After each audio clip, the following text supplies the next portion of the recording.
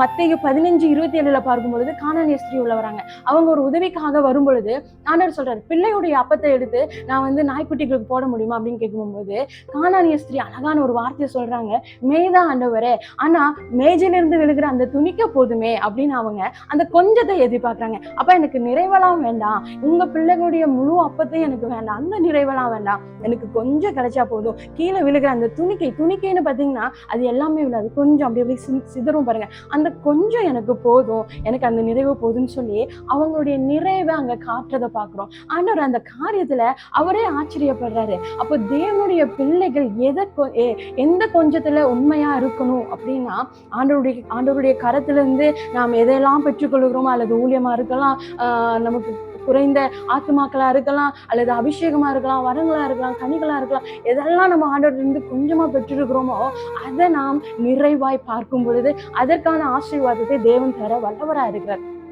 இன்னும் முக்கியமான ஒரு காரியம் நான் பேச விரும்புறேன். வேதத்துல பாருங்க, ஆதாம் ஏவாளை ஆண்டவர் உருவாக்குறார்.